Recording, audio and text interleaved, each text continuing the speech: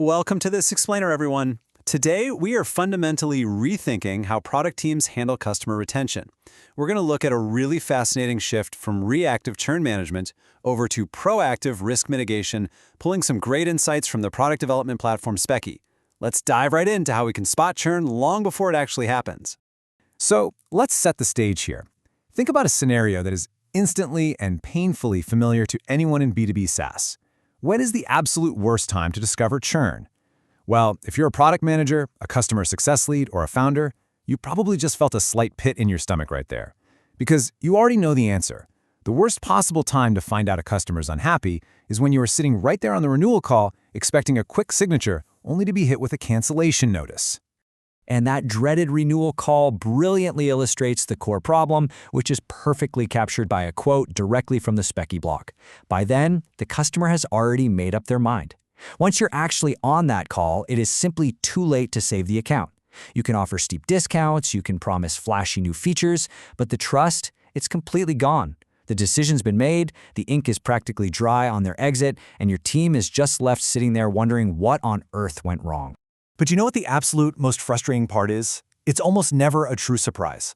The warning signs were right there, completely missed. They were buried in support tickets from users growing increasingly frustrated. They were hidden away in call recordings that nobody had the time to actually listen to. They were practically screaming at you through declining usage metrics. The data was all there, but nobody was watching those specific patterns.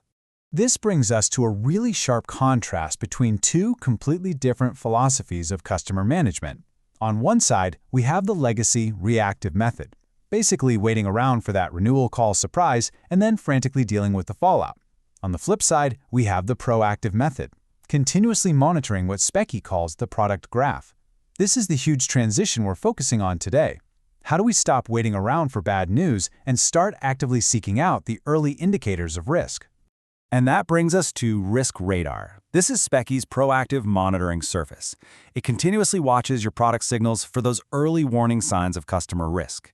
Think of it like an early warning system for your entire business. Instead of relying on manual, periodic check-ins, this system acts autonomously. It catches dissatisfaction patterns while there's actually still time for your team to step in and turn things around. Okay, so how does it actually work in practice? What exactly is it looking for?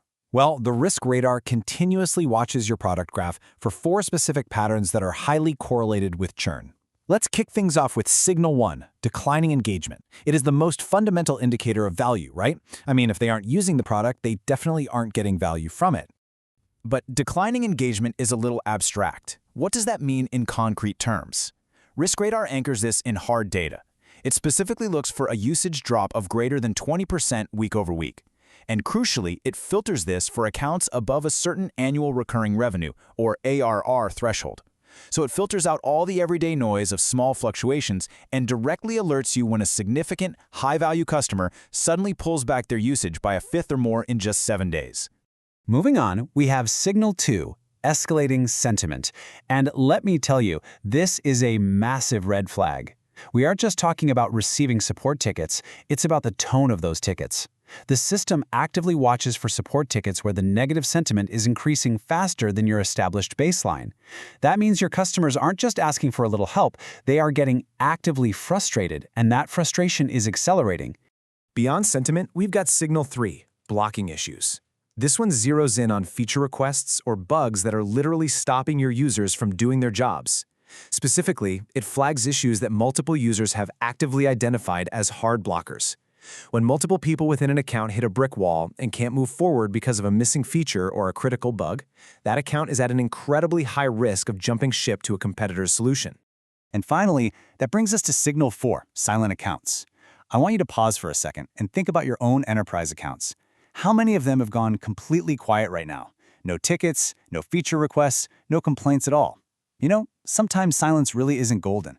Sometimes it means they have abandoned the platform entirely and just haven't bothered to let you know yet. To actually put a number on that silence, Risk Radar flags enterprise customers who haven't logged into the product for more than 14 days.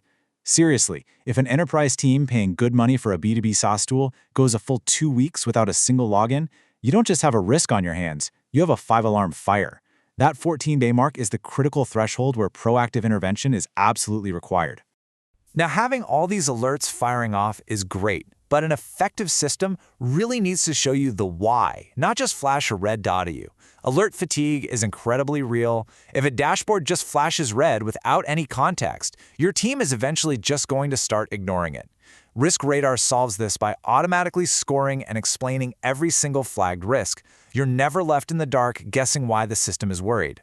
Let's break down exactly how you get that context in a risk feed card. At a quick glance, you instantly see the specific account involved and the exact trigger, like that 20% usage drop we talked about.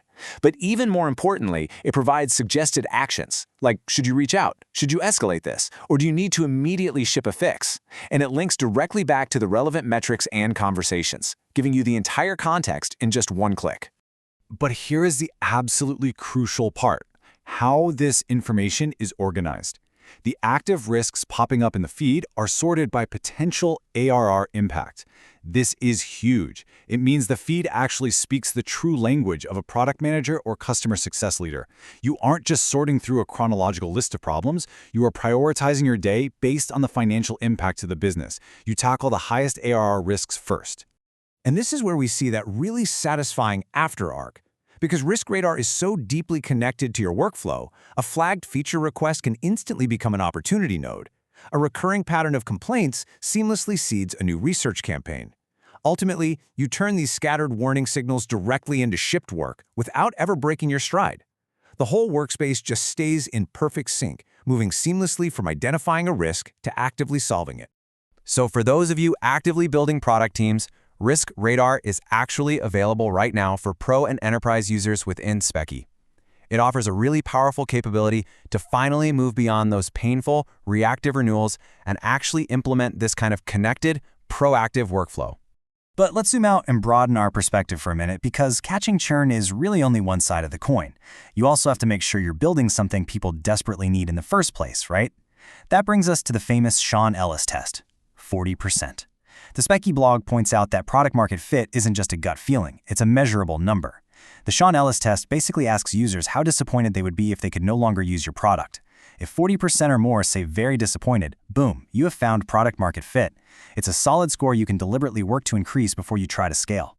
And that idea ties perfectly into Specky's wider ecosystem of product de-risking. Beyond just watching out for churn, they really advocate for assumption mapping. This surfaces the load-bearing, totally unproven bets sitting in your roadmap so you can test them before wasting a whole quarter building them. They also heavily emphasize pre-mortems. A pre-mortem basically assumes your upcoming launch has already failed and asks why, helping you kill launch risks before they kill you. It is all part of creating this living, breathing risk radar across the entire product lifecycle. Which leaves us with a final, kind of provocative thought for you to chew on when you look at your own product roadmap. Are you building based on tested assumptions and proactive signals, or are you just guessing? By shifting over to a proactive mindset, whether that means monitoring the product graph for early churn signals, mapping out your assumptions, or running pre-mortems, you stop guessing and you start building with certainty. Thank you so much for joining me for this explainer. I really hope this framework helps you catch those risks before they become reality. Keep learning, keep building, and I will see you next time.